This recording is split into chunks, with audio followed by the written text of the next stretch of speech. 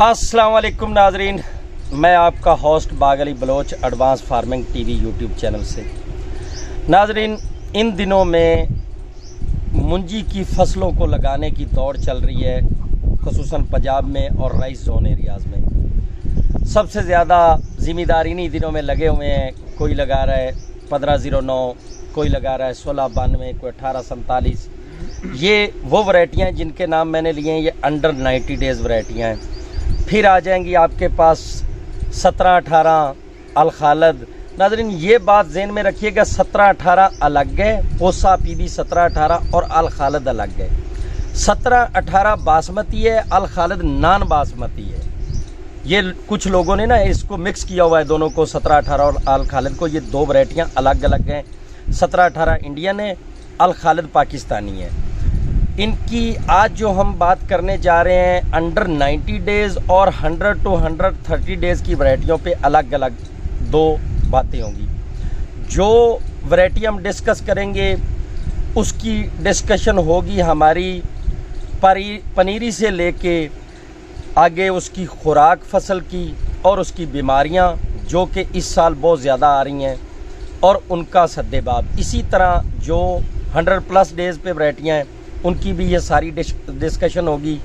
नाज़रीन, क्योंकि मैं बजाते खुद कोई ना तो ज़राअत का कोई प्रोफेसर हूँ, ना मेरे पास कोई ज़राअत की डिग्रियाँ हैं, और ना ही मैं दूसरे यूट्यूबरों की तरह चाहता हूँ कि मैं एक फसल पे खड़ा होके तो आपको गलत गाइड करूँ या ऐसे ही लेक्चर देने शुरू कर दूँ सिर्फ अपने व्यूज़ के लिए। तो अल्हम्दुलिल्लाह मैं खुद ज़िम्मेदार हूँ, तालीम है मेरे पास, लेकिन ये नहीं कि मैं इस पे आके आपको लेक्चर दूं या गलत गाइड करूं। तो उसके लिए मैंने सबसे मुनासिब यही समझा कि जो आदमी जिसका इसमें एक्सपीरियंस हो, इसके बारे में उसकी तालीम हो और ज़राअत का वो स्पेशलिस्ट हो और उसका ख़ुद का एक्सपीरियंस भी काफ़ी हो, तो उस बंदे को दावत देनी चाहिए और उससे आप लोगों तक ये नॉलेज पहुँचाना चाहिए कि इस फसल को 90 डेज़, अंडर 90 डेज़ को क्या करना है, क्या उसकी खुराक देनी है और क्या उसकी बीमारियां और उनका आपने सद्देबाब क्या करना है, और 100+ के ये मसाइल क्या क्या हैं, 100+ डेज़ के, वो भी सारे डिस्कस करेंगे। तो आज एडवांस फार्मिंग टीवी के साथ हैं उमर सलीम वटू साहब, स्पेशलिस्ट ज़राअत, 10 साल एक्सपीरियंस इन फील्ड और उनके अपने फार्म्स भी हैं। माशाल्लाह वो अपने एक्सपीरियंस को अपने फार्म पे भी लागू करते हैं सबसे पहले, और टोटल उनके रिजल्ट लेके उसके बाद दोस्तों को अप्लाई करवाते हैं। अस्सलाम वालेकुम उमर साहब। वालेकुम सलाम। की हाल ने जनाब? जी अल्लाह दा शुक्र जी। सर पहले तो मेहरबानी कि 10 दिन ਤੁਹਾਡੇ ਪਿੱਛੇ ਦੌੜੇ ਆ ਤੇ ਅੱਜ ਤੁਸੀਂ ਸਾਨੂੰ ਆਪਣੇ ਕੀਮਤੀ ਟਾਈਮ ਵਿੱਚੋਂ ਥੋੜਾ ਜਿਹਾ ਟਾਈਮ ਦਿੱਤਾ ਹੈ। ਤੇ ਜਨਾਬ ਮੇਰੀ ਕੋਸ਼ਿਸ਼ ਇਹ ਹੈ ਕਿ ਮੈਂ ਆਪਣੇ ਵਿਊਵਰਸ ਨੂੰ, ਜਿਹੜੇ ਦੋਸਤ ਮੇਰੇ ਨਾਲ 15-20 ਹਜ਼ਾਰ ਜੁੜੇ ਹੋਏ ਨੇ ਇਸ ਚੈਨਲ ਦੇ ਤਵਸਤ ਨਾਲ, ਉਹਨਾਂ ਨੂੰ ਅਥੈਂਟਿਕ ਮਾਲੂਮਾਤ ਪਹੁੰਚਾਵਾਂ, ਕਿਉਂਕਿ ਬਹੁਤ ਸਾਰੇ ਯੂਟਿਊਬਰ ਗਲਤ खुराकां गलत तरीके नाल उन्होंने गाइड कर रहे हैं, वो रिजल्ट बहुत उल्टे निकल रहे हैं। तो जिमीदार ਜਿਹੜੇ खसूसन नवे यंग लड़के आ रहे हैं उन्होंने गलत गाइड होने की वजह तो नुकसान भी हो रहा है। ਜਿਹੜੇ थोड़ा तजर्बाकार हैं अपनी मर्जी कर लेंगे तो ਉਹਦੇ ਤੇ डॉक्टर साहब आप डिस्कस करांगे जनाब। तो सब तो पहले जी अपनी डिस्कशन है वो है अंडर 90 डेज़ वैरायटियां ते, जिहदे च वैरायटी है 1509, PB 1692, PB 1847 और वगैरह अदर वैरायटियां ਜਿਹੜੀਆਂ कि 90 डेज़ तक होंदियां ने। ਉਹਨਾਂ ਦਾ ਸਭ ਤੋਂ ਪਹਿਲੇ ਡਾਕਟਰ ਸਾਹਿਬ ਸਾਡਾ ਸਵਾਲ ਇਹ ਹੈ ਕਿ ਜ਼ਮੀਨ ਦੀ ਤਿਆਰੀ ਦੇ ਦੌਰਾਨ ਕਿਹੜੇ-ਕਿਹੜੇ ਮਰਹਲ ਦਾ ਖਿਆਲ ਰੱਖਣਾ ਚਾਹੀਦਾ ਹੈ ਔਰ ਕਿਸ ਤਰ੍ਹਾਂ ਇਹਨਾਂ ਫਸਲਾਂ ਨੂੰ ਲਗਾ ਕੇ ਅਸੀਂ ਜ਼ਿਆਦਾ ਪੈਦਾਵਾਰ ਹਾਸਲ ਕਰ ਸਕੀਏ। ਬਹੁਤ ਸ਼ੁਕਰੀਆ ਬਾਗ ਭਾਈ, ਤੁਸੀਂ ਸਾਨੂੰ ਮੌਕਾ ਦਿੱਤਾ ਕਿ ਤਾਂ ਕਿ ਅਸੀਂ ਆਪਣੇ ਜ਼ਿਮੀਦਾਰ ਨੂੰ, ਦੋਸਤਾਂ ਨੂੰ ਬਹੁਤ ਅੱਛੀ ਚੀਜ਼ ਜਿਹੜੀ ਹੈ ਉਹ ਦੇ ਸਕੀ, ਜਿਹੜੀ ਕਿ ਸਾਡੇ ਐਕਸਪੀਰੀਅੰਸ ਦੇ ਮੁਤਾਬਕ ਸਾਨੂੰ ਹਾਸਲ ਹੋਈ। ये तुसी गल कर रहे हो 1509, 1692, 1847 बहुत अच्छी वैरायटी ने सर। ये 3 महीने की फसल है, मतलब कि 90 दिन की, और इनके तो असी 80 मन 90 मन तक पैदावार लै सकने। बिल्कुल लोगों का कहना है कि ये नहीं हो रही, लोग परेशान ने। असी अपने फील्ड च लगाइया ने और अलहमदुलिल्लाह असी इन्हें तो सैटिस्फाइड है माशाअल्लाह। वो एक छोटी छोटी चीज़ा ने जिहड़ियां कि जिमीदार नूं नहीं पता है तो वो इस तू मुतनफर हो रहे हैं या परेशान हो रहे हैं। ਉਹ ਕਿਹੜੀਆਂ ਗੱਲਾਂ ਨੇ ਡਾਕਟਰ ਸਾਹਿਬ ਜਿਨ੍ਹਾਂ ਦਾ ਜ਼ਿਮੀਦਾਰ ਨੂੰ ਪਤਾ ਨਹੀਂ ਹੈ ਜਾਂ ਉਹ ਖਿਆਲ ਨਹੀਂ ਕਰ ਪਾ ਰਿਹਾ ਤੇ ਉਹ ਨੁਕਸਾਨ ਉਠਾ ਰਿਹਾ ਹੈ? ਸਰ ਉਹਦੀ ਮੇਨ ਵਜ੍ਹਾ ਇਹ ਆ ਜਾਂਦੀ ਕਿ ਇਹ 100 ਦਿਨ ਦੀ ਵੈਰਾਈਟੀ ਹੈ। ਮਤਲਬ ਕਿ ਪਨੀਰੀ ਤੋਂ ਲੈ ਕੇ 110 ਦਿਨ ਤੱਕ ਇਹਦੇ ਲਾਈਫ ਟਾਈਮ ਦੌਰਾਨੀਆਂ ਦਾ 110 ਦਿਨ ਦਾ ਸਰ। ਯਾਨੀ ਪਨੀਰੀ ਦੇ ਜਿਹੜੇ 25 ਦਿਨ ਨੇ 20 ਦਿਨ ਨੇ 22 ਦਿਨ ਨੇ ਉਹਦੇ ਵਿੱਚ ਕਾਊਂਟ ਕਰਕੇ 110 ਦਿਨ ਬਣਦੇ ਨੇ। ਵੈਸੇ 90 ਤੋਂ 100 90 ਤੋਂ ਪਲੱਸ ਹੈ। ਮੇ ਵੀ ਮੌਸਮ ਥੋੜਾ ਬਹੁਤਾ ਫਰਕ ਹੋਵੇ ਤਾਂ 5-10 ਦਿਨ 5-4 ਦਿਨ ਅੱਗੇ ਪਿੱਛੇ ਹੋ ਸਕਦਾ, ਲੇਕਿਨ ਇਹ ਹੈ ਕਿ 110-15 ਦਿਨ ਦੀ ਵੈਰਾਈਟੀਆਂ ਜੀ। ਕੁਝ ਸਾਡੇ ਦੋਸਤ ਨਾ ਸਰ ਪਨੀਰੀ ਹੀ ਉਹ ਸ਼ਿਫਟ ਕਰ ਰਹੇ ਨੇ 50 ਦਿਨ ਜੀ ਬਿਲਕੁਲ ਹੋ ਰਿਹਾ ਹੈ। 40 ਦਿਨ ਦੀ, 50 ਦਿਨ ਦੀ, 35 ਦਿਨ ਦੀ, ਕਿਉਂਕਿ ਲੋਕ ਪਨੀਰੀ ਲਗਾ ਲਈ ਫਿਰ ਉਹਨੂੰ ਕੋਈ ਅਹਿਮੀਅਤ ਨਹੀਂ ਦਿੱਤੀ, ਲਗਾਤੀ ਫਿਰ ਪਾਣੀ ਲਗਾਤਾ ਹਲਕਾ ਫੁਲਕਾ, ਟਾਈਮਲੀ ਪਨੀਰੀ ਸ਼ਿਫਟ ਨਹੀਂ ਕੀਤੀ। ਜੀ ਬਿਲਕੁਲ। ਅਗਰ ਤਾਂ ਆਪਣਾ ਜ਼ਿਮੀਦਾਰ ਨਾ ਸਰ ਇਹਨੂੰ 25 ਦਿਨ ਦੀ 28 ਦਿਨ ਦੀ ਪਨੀਰੀ ਸ਼ਿਫਟ ਕਰ ਦਿੰਦਾ ਹੈ ਜੀ, ਤੇ ਬਾਕੀ ਚੀਜ਼ਾਂ ਜਿਹੜੀਆਂ ਉਹਦੇ ਮਾਮਲਾ ਤੇ ਫੰਗਸ ਵਗੈਰਾ ਆ ਰਹੇ ਨੇ ਪਨੀਰੀ ਦੇ ਵਿੱਚ, ਉਹ ਅੱਗੇ ਸ਼ਿਫਟ ਹੋ ਰਹੇ ਨੇ ਦਾਨ ਦੇ ਵਿੱਚ, ਅਗਰ ਉਹਨਾਂ ਨੂੰ ਦੇਖ ਲੈਂਦਾ ਤੇ ਕੋਈ ਇਹਦੇ ਸ਼ੱਕੋ ਸ਼ੁਬਾਤ ਨਹੀਂ ਹੈ ਕਿ ਇਹ 90 80 70 ਮਤਲਬ 70 80 90 ਮਣ ਤੱਕ ਜਾਣ ਤੋਂ ਪਿੱਛੇ ਰਹਿ ਜਾਣ। ਬਿਲਕੁਲ। ਅੱਛਾ ਡਾਕਟਰ ਸਾਹਿਬ ਇਹ ਦੱਸੋ, ਇਹ ਪਨੀਰੀ ਜਿਹੜੀ ਹੈ ਖਸੂਸਨ ਪਨੀਰੀ ਦੇ ਦਰਮਿਆਨ ਵਿੱਚ ਪਨੀਰੀ ਲਗਾਉਣ ਤੋਂ ਪਨੀਰੀ ਉਖਾੜਨ ਤੱਕ, ਜੀ ਸਰ, ਮਤਲਬ ਜਦੋਂ ਸ਼ਿਫਟ ਕਰਦਾ ਹੈ ਇਹਦੇ ਵਿੱਚ ਉਹਨੂੰ ਕਿਹੜੀਆਂ ਖਾਸ ਗੱਲਾਂ ਦਾ ਖਿਆਲ ਰੱਖਣਾ ਚਾਹੀਦਾ ਹੈ ਜਿੰਦੇ ਵਿੱਚ ਉਹ 25 ਦਿਨ ਚ ਉਹਨੂੰ ਸ਼ਿਫਟ ਕਰ ਸਕੇ? 25 ਦਿਨ ਵਾਸਤੇ ਸ਼ਿਫਟ ਹੋਣ ਵਾਸਤੇ ਜੀ ਸੀਡ ਦਾ ਸਿਹਤਮੰਦ ਹੋਣਾ ਸਭ ਤੋਂ ਜ਼ਰੂਰੀ ਹੈ। ਜੀ ਬਿਲਕੁਲ। ਨੰਬਰ 1 ਹੋ ਗਿਆ ਸੀਡ ਸਿਹਤਮੰਦ ਹੋ ਜਾਵੇ, ਉਸ ਤੋਂ ਬਾਅਦ ਉਸ ਨੂੰ ਪਾਣੀ ਮਤਲਬ ਜਲਦੀ ਔਰ ਜਿਉਂ ਹੀ ਤੁਹਾਡੀ ਪਨੀਰੀ ਨਿਕਲਦੀ ਜਾਏ, ਜੀ ਛੋਟੀ ਨਿਕਲਣੀ ਸ਼ੁਰੂ ਹੋਈ ਨਾ, ਲੋਕ ਉਸ ਨੂੰ ਇੰਨਾ ਬੜਾ ਕਰਤੇ ਯੂਰੀਆ ਇਸਤੇਮਾਲ ਕਰਨੇ ਸ਼ੁਰੂ, ਨਾਈਟ੍ਰੋਜਨ ਕਰਨਗੇ, ਫਾਸਫੋਰਸ ਕਰਨਗੇ, ਪੋਟਾਸ਼ ਕਰਨਗੇ। ਮੋਸਟਲੀ ਲੋਕ ਤਾਂ ਪੋਟਾਸ਼ ਪਾਉਂਦੇ ਹੀ ਨਹੀਂ, ਨਾ ਉਹਨੂੰ ਕੋਈ NPK ਦਾ ਸਪਰੇਅ ਕਰਨ।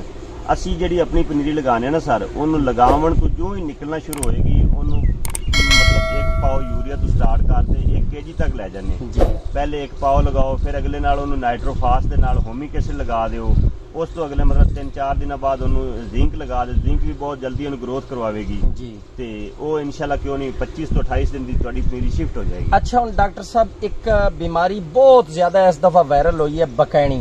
ਜੀ ਸਰ। ਕਿਆ ਉਹ ਸੀਡ ਚ ਹੁੰਦੀ ਹੈ ਜਾਂ ਇਹ ਪਨੀਰੀ ਦੇ ਦਰਮਿਆਨ ਚ ਉਹਨੂੰ ਹੁੰਦੀ ਹੈ ਜਿਹੜਾ ਇਹਦੀ ਟ੍ਰੀਟਮੈਂਟ ਨਹੀਂ ਕਰਦਾ? ਸਰ ਸੀਡ 'ਚ ਵੀ ਇਹਦੇ ਕੋਈ ਥੋੜੇ ਬਹੁਤ ਸ਼ੁਬਾਤ ਪਾਏ ਜਾਂਦੇ ਨੇ, ਜੀ, ਲੇਕਿਨ ਮੋਸਟਲੀ ਪਨੀਰੀ ਸ਼ਿਫਟ ਹੁੰਦੀ ਹੈ ਔਰ ਪਨੀਰੀ ਤੋਂ ਤੁਹਾਡੇ ਖੇਤ 'ਚ ਸ਼ਿਫਟ ਹੋ ਜਾਂਦੀ ਹੈ। ਜੀ। ਇਹਦੀ ਜਿਹੜੀ ਰੀਜ਼ਨ ਹੈ ਨਾ ਸਰ, ਉਹ ਇਹ ਹੈ ਕਿ ਇਹਨੂੰ ਮਤਲਬ ਟਾਈਮਲੀ ਫੰਗਸ ਦਾ ਜਿਹੜਾ ਨਾ ਜੀ ਇਸਤੇਮਾਲ, ਫੰਗਸ ਦੀ ਕੋਈ ਵੀ ਚੀਜ਼ ਹੈ ਉਹਨੂੰ ਇਸਤੇਮਾਲ ਕਰ ਲੈਣੀ ਚਾਹੀਦੀ ਹੈ।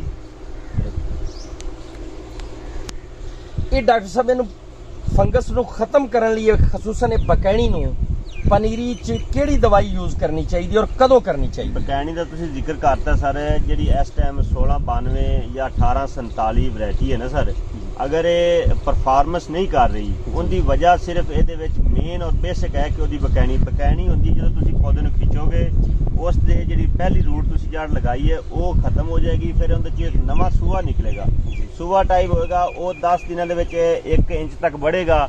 ਉਸ ਤੋਂ ਬਾਅਦ ਫਿਰ ਇਹਨੇ ਨਵੀਂ ਉੱਥੋਂ ਜੜ੍ਹਾਂ ਨਿਕਾਲਣੀਆਂ ਸ਼ੁਰੂ ਕਰਨੀਆਂ ਨੇ। ਜਦੋਂ ਤੱਕ ਮਤਲਬ ਉਹ ਨਿਕਾਲੇਗਾ ਫਿਰ ਅੱਗੇ ਲੈ ਕੇ ਜਾਏਗਾ, ਉਹਦੇ ਤਕਰੀਬਨ 10 ਦਿਨ ਤੋਂ 15 ਦਿਨ ਜ਼ਾਇਆ ਹੋ ਜਾਣਗੇ। ਮਤਲਬ ਕਿ 25 ਦਿਨ ਦੀ ਤੁਸੀਂ ਪਨੀਰੀ ਲਗਾਈ, 10 ਦਿਨ ਤੁਹਾਡਾ ਫੀਲਡ ਪੌਦਾ ਖੜਾ ਰਿਹਾ, ਉਹਨੇ ਖੁਰਾਕ ਵੀ ਨਹੀਂ ਲਈ, ਤੁਸੀਂ ਯੂਰੀਆ ਪਾਈ ਜਾਓਗੇ, DAP ਪਾਈ ਜਾਓਗੇ, ਉਹ ਕੁਝ ਵੀ ਨਹੀਂ ਕਰੇਗਾ। ਮਤਲਬ ਕਿ 2 ਤੋਂ 3 ਬੋਰੀਆਂ ਤੁਹਾਡੀਆਂ ਯੂਰੀਆ ਤੇ ਅੱਧੀ ਤੋਂ 1 ਬੋਰੀ ਫਾਸਫੋਰਸ ਤੁਹਾਡੀ ਜ਼ਾਇਆ ਹੋ ਚੁੱਕੀ ਹੋਏਗੀ। ਉਸ ਤੋਂ ਬਾਅਦ ਜਦੋਂ ਨਵੀਂ ਜੜ ਸ਼ੁਰੂ ਕਰੇਗਾ ਫੌਰਨ ਉਹ ਖੁਰਾਕ ਲੈਣੀ ਸ਼ੁਰੂ ਕਰੇਗਾ। ਲੋਕ ਤੁਹਾਨੂੰ ਕਹਿਣਗੇ ਜੀ ਅਸੀਂ ਤਾਂ 4 ਬੋਰੇ ਲਗਾ ਚੁੱਕੇ ਹਾਂ, ਕਿਉਂਕਿ ਪੋਟੈਂਸ਼ੀਅਲ ਸ਼ੁਰੂ ਤੋਂ ਸਟਾਰਟ ਕਰਦਾ ਨਾ ਜ਼ਿਮੀਦਾਰ ਜੀ, ਕੋਸ਼ਿਸ਼ ਕਰਦਾ ਜਲਦੀ ਖਾਦ ਪਾਵਾਂ। ਅਸੀਂ ਵੀ ਕਹਿੰਦੇ ਆ, ਤੁਸੀਂ ਵੀ ਕਹਿੰਦੇ ਜੇ ਕਿ 40 ਦਿਨ 'ਚ ਪੂਰੀ ਕਰ ਦਿਓ ਖੁਰਾਕ।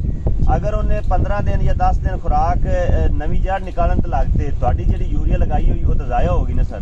ਤੇ ਇਹਨੂੰ ਸੈੱਟ ਕਰਨ ਦਾ ਕੀ ਤਰੀਕਾ ਹੈ? ਸੈੱਟ ਕਰਨ ਦਾ ਇੱਕ ਸਿੰਪਲ ਜਿਹਾ ਦਾ ਫਾਰਮੂਲਾ ਸਰ, ਤੁਸੀਂ ਥਾਇਓਫਨੇਟ 2 ਪੈਕ ਇਸਤੇਮਾਲ ਕਰ ਦਿਓ। ਕਿਸ ਟਾਈਮ ਤੇ? ਇਹ ਜਿਉਂ ਹੀ ਤੁਸੀਂ ਸ਼ਿਫਟ ਕਰਦੇ ਜੇ ਨਾ, ਅੱਜ ਤੁਸੀਂ ਤੁਹਾਡੇ ਲੋਕ ਲਗਾ ਕੇ, ਬਲਕਿ ਮੈਂ ਤਾਂ ਕਹਿੰਦਾ ਵੀ ਅਸੀਂ ਤੇ ਆਪਣੇ ਫੀਲਡ 'ਚ ਇਸਤੇਮਾਲ ਕਰ ਰਹੇ ਹਾਂ, ਜਿਵੇਂ ਹੀ ਪਾਣੀ ਛੋੜਨੇ ਨਾ, ਪਾਣੀ ਦੇ ਨਾਲ ਹੀ ਫਲੱਡ ਕਰਦੇ ਨੇ ਡਰਮ ਦੇ ਜ਼ਰੀਏ। ਪਨੀਰੀ ਦਾ ਪਾਣੀ ਜਾਂ ਮੁੰਜੀ ਦਾ ਪਾਣੀ? ਮੁੰਜੀ ਦਾ ਪਾਣੀ।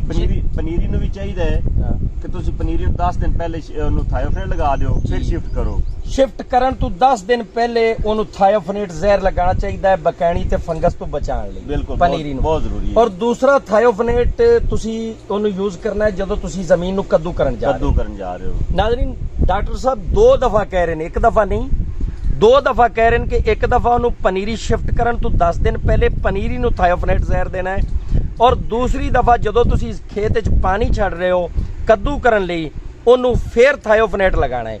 ਦੈਨ ਜਾ ਕੇ ਤੁਹਾਡੀ ਜ਼ਮੀਨ 'ਚੋਂ ਫੰਗਸ ਖਤਮ ਹੋਏਗੀ ਔਰ ਤੁਹਾਡੀ ਫਸਲ ਸਿਹਤਮੰਦ ਪੈਦਾ ਹੋਏਗੀ। ਜੀ ਇਹੋ ਹੀ ਹੈ ਜੀ। ਬਿਲਕੁਲ ਜੀ। हाँ जी ਅੱਗੇ ਬੇਸਿਕ ਔਰ ਮੇਨ ਜਿਹੜੀ ਬਿਮਾਰੀ ਨਾ ਜੀ ਇਹਦੀ 80 ਮਣ ਤੋਂ 90 ਮਣ ਨਾ ਜਾਵਣ ਦੀ ਵੈਰਾਈਟੀ ਦਾ ਜਿਹੜਾ ਸਟਰਕਚਰ ਆ ਰਿਹਾ ਨਾ ਜਾਂ ਲੋਕ ਪਰੇਸ਼ਾਨ ਆ ਰਹੇ ਉਹਦੀ ਰੀਜ਼ਨ ਹੀ ਇਹ ਹੈ ਕਿ ਬਕੈਣੀ ਦਾ ਪ੍ਰੋਬਲਮ ਹੈ। ਅੱਗੇ ਅਸੀਂ ਇਨਸ਼ਾਅੱਲਾ ਤੁਹਾਡੀ ਵੀਡੀਓ 'ਚ ਡਿਸਕਸ ਕਰਾਂਗੇ, ਖਾਦ ਦਾ ਪਲਾਨ ਇਹਦੇ ਨਾਲ ਮੁਕੰਮਲ ਕਰਾਂਗੇ ਜੀ। ਬਿਲਕੁਲ, ਹੁਣ ਅਸੀਂ ਇਹਦੇ ਤਿਆਰ ਹਾਂ। ਹੁਣ ਡਾਕਟਰ ਸਾਹਿਬ ਇਹ ਆਪਣੀ ਹੋ ਗਈ ਪਨੀਰੀ ਦੀ ਡਿਸਕਸ਼ਨ ਕਿ ਉਹਨੂੰ ਜ਼ਹਿਰ ਲਗਾਉਣ, ਉਹਨੂੰ ਖੁਰਾਕਾਂ ਦੇਣ, ਉਹਨੂੰ ਜਲਦੀ ਤੋਂ ਜਲਦੀ ਤਿਆਰ ਕਰਨ, ਸ਼ਿਫਟ ਕਰਾਉਣ। ਅਗਲਾ ਮਰਲਾ ਆ ਗਿਆ, ਅਸੀਂ ਮੁੰਜੀ ਲਗਾਉਣ ਜਾ ਰਹੇ ਹਾਂ ਤੇ ਮੁੰਜੀ ਦੀ ਜ਼ਮੀਨ ਦੀ ਤਿਆਰੀ, ਉਹਦੇ ਚ ਕਿਹੜੀਆਂ ਗੱਲਾਂ ਦਾ ਖਿਆਲ ਰੱਖਣਾ ਹੈ? ਜ਼ਮੀਨ ਤੇ ਤਿਆਰੀ ਆਲਮੋਸਟ ਤਕਰੀਬਨ ਜ਼ਿਮੀਦਾਰ ਅੱਛੀ ਕਰਦਾ, ਉਹਦੀ ਕੋਸ਼ਿਸ਼ ਹੁੰਦੀ ਕਿ ਜ਼ਿਆਦਾ ਅੱਛੀ ਤਿਆਰ ਕੀਤੀ, ਉਹਨੂੰ ਹਲ ਚਲਾ ਕੇ ਮਤਲਬ ਰੂਟਾਵੇਟਰ ਕਰਕੇ ਉਹਨੂੰ ਸ਼ਿਫਟ ਕਰ ਦਿੰਦੇ ਨੇ।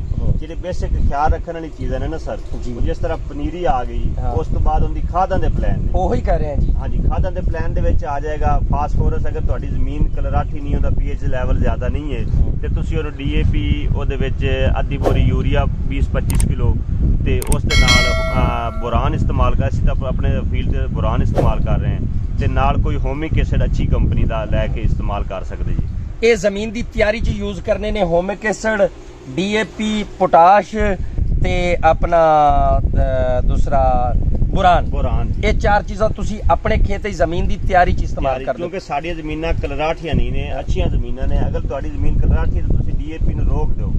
डीएपी कलराठी जमीन ली नाजरीन डॉक्टर साहब ये कह रहे हैं कि डीएपी इस्तेमाल नहीं करनी, एमएपी करनी, एमएपी ये यूज करनी है। बाकी जमीन ली तुसी डीएपी कर सकते हो। अच्छा नाजरीन, हुण डॉक्टर साहब दी एक दफा मैं दोबारा वो बोल देना, उन्होंने कहा जी जमीन दी तैयारी च डीएपी, पोटाश, अपना बुरान ते चौथा की सी हाँ होमिक एसिड, ये चार चीज़ां डॉक्टर साहब अपनी जमीन दी तैयारी विच यूज कर लेंदे ने। ਉਹ ਮੁਨਾਸਿਬ ਕਿੰਨੀਆਂ ਕਰਨੀਆਂ ਨੇ ਉਹ ਤੁਸੀਂ ਆਪਣੀ ਜ਼ਮੀਨ ਦੇ ਲਿਹਾਜ਼ ਨਾਲ ਆਪਣੇ ਜਿਹੜਾ ਡੀਲਰ ਹੈ ਉਹਦੇ ਨਾਲ ਤੁਸੀਂ ਉਹ ਡਿਸਕਸ ਕਰ ਸਕਦੇ ਨੇ। ਇਹ ਬਹੁਤ ਲੰਬੀ ਹੋ ਜਾਏਗੀ ਗੱਲ। ਅੱਛਾ ਜੀ ਡਾਕਟਰ ਸਾਹਿਬ, ਹੁਣ ਜ਼ਮੀਨ ਦੀ ਤਿਆਰੀ ਹੋ ਗਈ, ਇਹਨੂੰ ਪਾਣੀ ਨੂੰ ਕਦੋਂ ਕਰ ਦਿੱਤਾ ਗਿਆ, ਉਸ ਤੋਂ ਬਾਅਦ ਪਨੀਰੀ ਆ ਗਈ, ਇਹਦੇ ਤੋਂ ਅੱਗੇ ਦੀ ਖੁਰਾਕ ਦੱਸੋ ਜੀ। ਇਸ ਤੋਂ ਅੱਗੇ ਦੀ ਇਹ ਜਿਉਂ ਹੀ ਤੁਸੀਂ ਇਹ ਖਾਦਾਂ ਇਸਤੇਮਾਲ ਕਰੋਗੇ ਨਾ ਸਰ, ਇਹ ਤੁਹਾਡੇ ਦਾਨ ਇੱਕ ਹਫਤਾ ਇਹ ਨਹੀਂ ਕਿ ਖੜੇ ਰਹਿਣਗੇ। ਤੁਸੀਂ ਅੱਜ ਲਗਾਓਗੇ, ਤੀਸਰੇ ਦਿਨ ਤੁਹਾਨੂੰ ਹਰਿਆਲੀ ਨਜ਼ਰ ਆਣੀ ਸ਼ੁਰੂ ਹੋ ਜਾਏਗੀ, ਮਤਲਬ ਕਿ ਤੁਹਾਡੀ ਗਰੋਥ ਸ਼ੁਰੂ ਹੋ ਗਈ। ਥਾਇਓਫਨੇਟ ਵੀ ਇਸਤੇਮਾਲ ਹੋ ਗਿਆ, ਯੂਰੀਆ, ਡੀਏਪੀ, ਇਹ ਚੀਜ਼ ਇਸਤੇਮਾਲ ਹੋ ਗਈ। ਉਸ ਤੋਂ ਬਾਅਦ ਇਹਦੀ ਟੀਲਿੰਗ ਸਟਾਰਟ ਹੋ ਜਾਂਦੀ, ਮਤਲਬ ਕਿ ਪੌਦਾ ਨਵੇਂ ਬੱਚਿਆਂ ਦੀ ਨਰਸਰੀ ਬਣਾਉਣੀ ਸ਼ੁਰੂ ਕਰ ਦਿੰਦਾ। ਨਰਸਰੀ ਬਣਾਉਣੇ ਵਾਸਤੇ ਤੁਹਾਨੂੰ ਜ਼ਰੂਰਤ ਹੈ ਜਿਸ ਤਰ੍ਹਾਂ ਸਾਡੀਆਂ ਇਹਨਾਂ 90 ਡੇਜ਼ ਦੀਆਂ ਵੈਰਾਈਟੀਆਂ ਜੀ। ਖਾਦ ਦਾ ਪਲਾਨ ਵੀ ਧਾਨ ਤੇ ਉਹਦੀ ਸਟਰਕਚਰ ਦੇ ਮੁਤਾਬਕ ਹੋਏਗਾ, ਜਿਵੇਂ ਦੀ ਵੈਰਾਈਟੀ ਹੋਏਗੀ ਉਸ ਲੈਵਲ ਦੀ ਤੁਹਾਨੂੰ ਖੁਰਾਕ ਨਾਈਟ੍ਰੋਜਨ ਦੇਣੀ ਪੈਗੀ।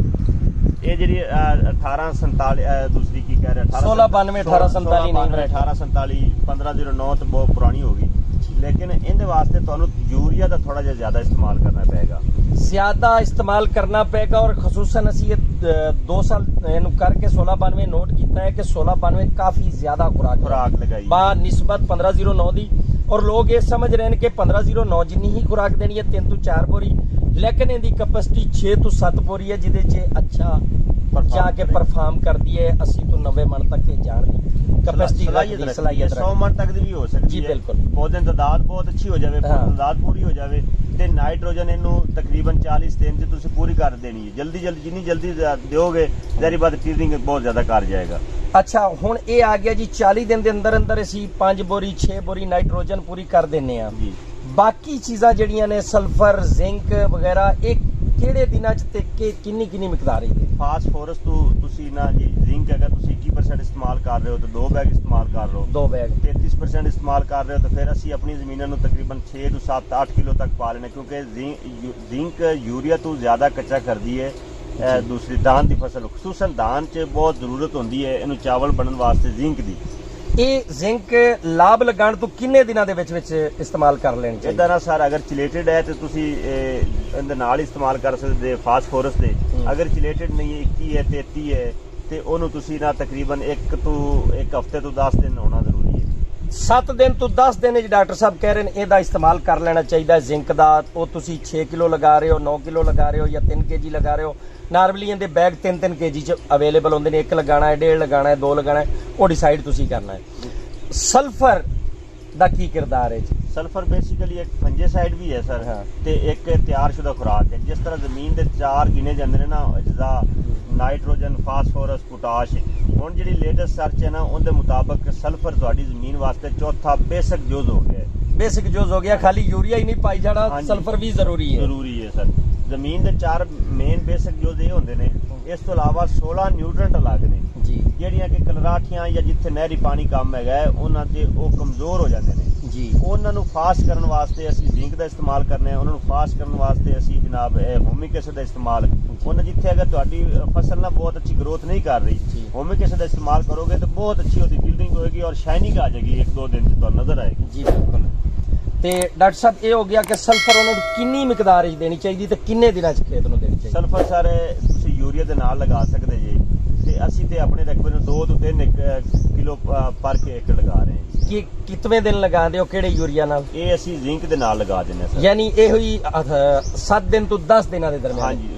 ਨਾਜ਼ਰੀਨ, ਡਾਕਟਰ ਸਾਹਿਬ ਰਿਕਮੈਂਡ ਕਰ ਰਹੇ ਹਨ 3 kg 5 kg 2 kg ਜੋ ਵੀ ਤੁਸੀਂ ਆਪਣੀ ਤੌਫੀਕ ਦੇ ਮੁਤਾਬਿਕ ਆਪਣੀ ਜੇਬ ਦੇ ਮੁਤਾਬਿਕ ਸਲਫਰ ਲਗਾਉਣਾ ਚਾਹੁੰਦੇ ਹੋ, ਉਹ 7 ਦਿਨ ਤੋਂ 10 ਦਿਨ ਵਾਲੀ ਜਦੋਂ ਜ਼ਿੰਕ ਪਾ ਰਹੇ ਹੋ ਉਦੋਂ ਸਲਫਰ ਵੀ ਇਸਤੇਮਾਲ ਕਰ ਲਓ।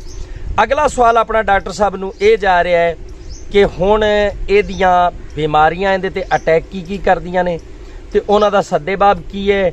ਉਸ ਤੋਂ ਪਹਿਲੇ ਇੱਕ ਬੁਨਿਆਦੀ ਰਹਿ ਗਿਆ, ਉਹ ਦੁਬਾਰਾ ਆਪਾਂ ਪੁੱਛ ਲੈਂਦੇ ਹਾਂ ਡਾਕਟਰ ਸਾਹਿਬ ਨੂੰ, ਪੋਟਾਸ਼ ਦਾ ਇਸਤੇਮਾਲ ਕਦੋਂ ਤੇ ਕਿੰਨਾ ਹੋਣਾ ਹੈ? ਸਰ ਪੋਟਾਸ਼, ਫਾਸਫੋਰਸ ਔਰ ਪੋਟਾਸ਼ ਜ਼ਮੀਨ ਦੀ ਤਿਆਰੀ ਵਾਸਤੇ ਹੀ ਸਭ ਤੋਂ ਮੌਜੂਦ ਹੈ ਜੀ। ਲੇਕਿਨ ਇਹ ਜਿਹੜੀਆਂ ਸਾਡੀਆਂ 1692 ਹੈ ਜਾਂ 1847 ਹੈ, ਇਹਨਾਂ ਨੂੰ ਪਰਫਾਰਮ ਕਰਾਉਣ ਵਾਸਤੇ ਗੋਬ ਦੀ ਹਾਲਤ ਤੇ ਇਹ ਗੋਬ ਚ ਆ ਜਾਂਦੀ ਤਕਰੀਬਨ 45 ਤੋਂ 50 ਦਿਨ ਦੀ। 45 ਤੋਂ 50 ਦਿਨ ਦੀ। ਤੁਸੀਂ ਇੱਕ ਬੈਗ ਇਸਤੇਮਾਲ ਕਰ ਰਹੇ ਹੋ ਨਾ, ਤੇ ਅੱਧਾ ਉਹਦੇ ਚ ਸ਼ੁਰੂ ਚ ਕਰ ਲਓ ਤੇ ਅੱਧਾ ਇਹਦੀ 55 ਦਿਨ ਦੀ ਤਕਰੀਬਨ 45 ਤੋਂ 50 ਦਿਨ ਦੀ। ਡਾਕਟਰ ਸਾਹਿਬ ਕਹਿ ਰਹੇ ਨੇ ਜੀ ਅੱਧਾ ਬੈਗ ਤੁਸੀਂ ਜ਼ਮੀਨ ਦੀ ਤਿਆਰੀ ਚ ਇਸਤੇਮਾਲ ਕਰੋ ਪੋਟਾਸ਼ ਦਾ, ਤੇ ਅੱਧਾ ਗੋਬ ਤੇ ਕਰੋ, ਖਾਸ ਕਰ 1692 ਜਾਂ 1847 ਵੈਰਾਈਟੀਆਂ ਨੂੰ 45 ਤੋਂ 50 ਦਿਨ ਚ ਇਸਤੇਮਾਲ ਕਰੋ। ਹੁਣ ਨਾਜ਼ਰੀਨ ਆਪਾਂ ਚੱਲਨੇ ਆ ਬਿਮਾਰੀਆਂ ਦੀ ਤਰਫ। ਡਾਕਟਰ ਸਾਹਿਬ ਇਹਨਾਂ ਨੂੰ ਬਿਮਾਰੀਆਂ ਕਿਹੜੀਆਂ ਅਟੈਕ ਕਰਦੀਆਂ ਤੇ ਇਹਨਾਂ ਦਾ ਸੱਦੇਬਾਬ ਕੀ ਹੈ?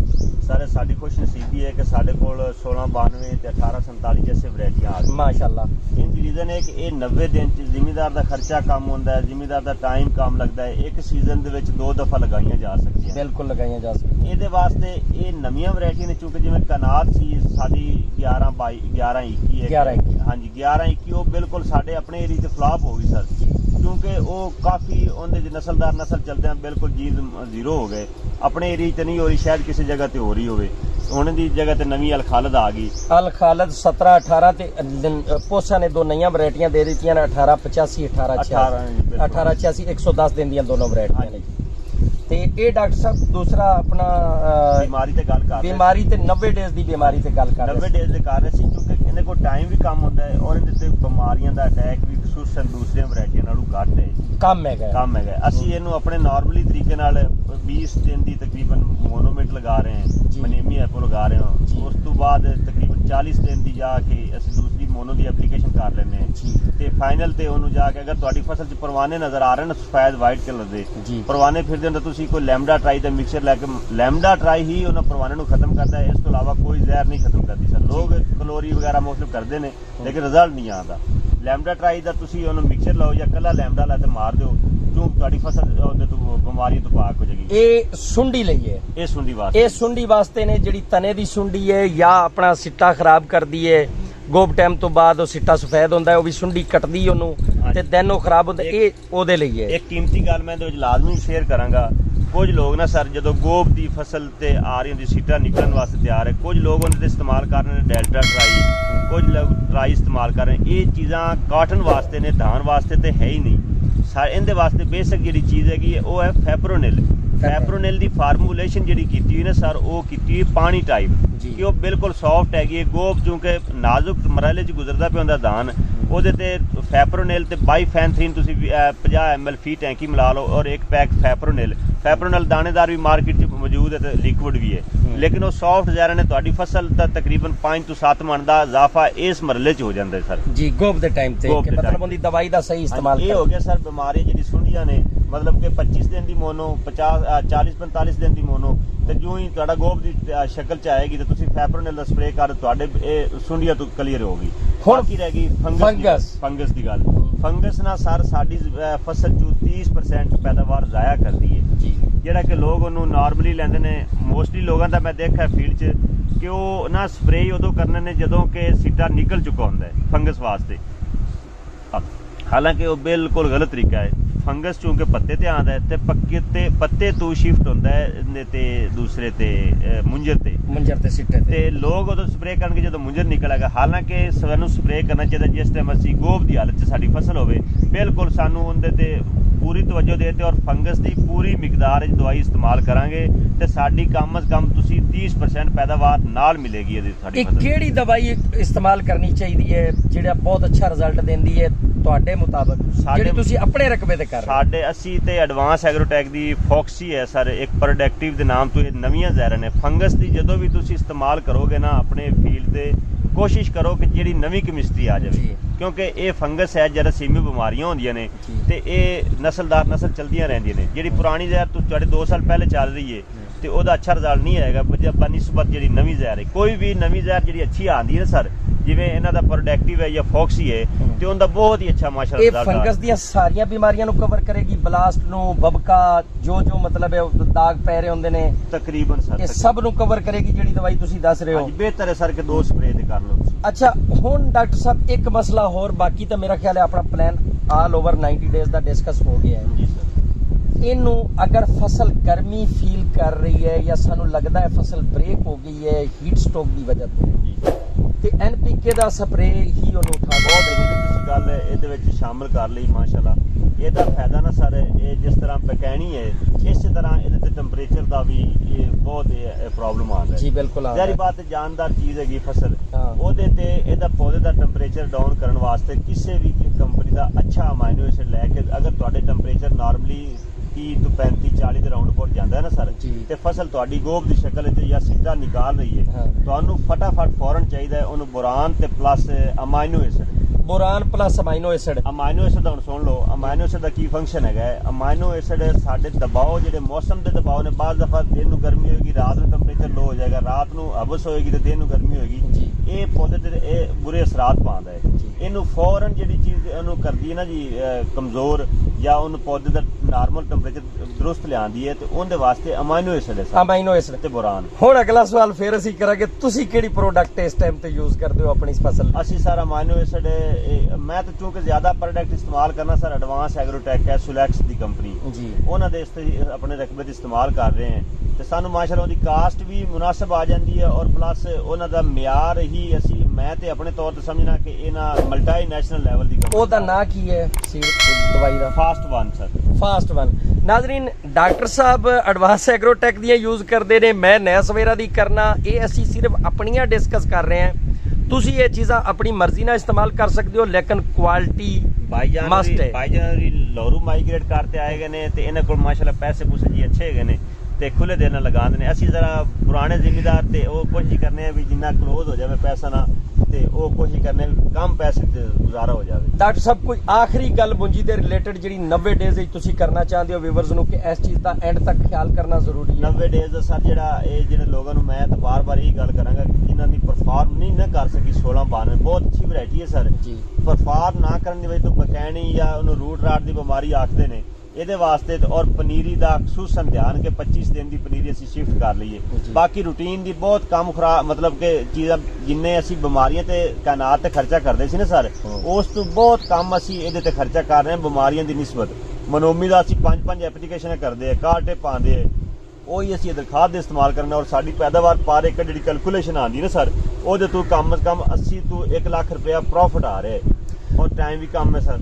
नाज़रीन, ਤੁਹਾਨੂੰ ਹੁਣ ਬੜੀ ਅੱਛੀ ਤਰ੍ਹਾਂ ਨਾਲ ਸਮਝ ਆ ਗਿਆ ਹੋਵੇਗਾ ਕਿ ਪਨੀਰੀ ਦੀ ਤਿਆਰੀ ਕਿੱਦਾਂ ਕਰਨੀ ਹੈ, ਇਹ ਬਕੈਣੀ ਦੇ ਰੋਕਥਾਮ ਲਈ ਉਹਨੂੰ ਦਵਾਈ ਕੀ ਦੇਣੀ ਹੈ, ਫਸਲ ਦੀ ਤਿਆਰੀ ਅਸਾਂ ਕਿੱਦਾਂ ਕਰਨੀ ਹੈ, ਕਿਹੜੀਆਂ ਚੀਜ਼ਾਂ ਕਿਸ ਸਟੇਜ ਤੇ ਲਾਣੀਆਂ ਨੇ ਔਰ ਉਹਨੂੰ ਬਿਹਤਰ ਤੋਂ ਬਿਹਤਰ ਉਹਦੀ ਐਫੀਸ਼ੀਐਂਸੀ ਕਰਨ ਲਈ ਅਸੀਂ ਕਿਹੜੇ ਦੁਰਾਨੀਆਂ 'ਚ ਕੀ ਇਸਤੇਮਾਲ ਕਰਨਾ ਹੈ, ਡਾਕਟਰ ਸਾਹਿਬ ਨੇ ਬੜੀ ਅੱਛੀ ਤਰ੍ਹਾਂ ਨਾਲ ਵਜ਼ਾਹਤ ਕਰ ਦਿੱਤੀ ਹੈ। ਔਰ ਇਨਸ਼ਾਅੱਲਾ ਉਹ ਮੁਖਤਲਿਫ ਟਾਈਮਾਂ ਤੇ ਆਪਣੇ ਨਾਲ ਮੁਖਤਲਿਫ ਫਸਲਾਂ ਤੇ ਡਿਸਕਸ ਕਰਦੇ ਵੀ ਰਹਿਣਗੇ। ਵੀਡੀਓ ਬਹੁਤ ਲੰਬੀ ਹੋ ਰਹੀ ਹੈ ਕਿਉਂਕਿ ਤੁਸੀਂ ਆਵਾਜ਼ਾਰ ਹੋ ਜਾਂਦੇ ਹੋ ਵੀਡੀਓ ਲੰਬੀ ਦੇਖ ਕੇ, ਤੇ ਹੁਣ ਸਾਨੂੰ ਇਜਾਜ਼ਤ ਦਿਓ, ਹੋ ਸਕੇ ਤੇ ਚੈਨਲ ਨੂੰ ਸਬਸਕ੍ਰਾਈਬ ਕਰੋ, ਦੂਸਰੇ ਜ਼ਿਮੀਦਾਰ ਦੋਸਤਾਂ ਨੂੰ ਵੀਡੀਓ ਸ਼ੇਅਰ ਕਰੋ। ਪਾਕਿਸਤਾਨ ਜ਼ਿੰਦਾਬਾਦ। Thank you. Allah Hafiz.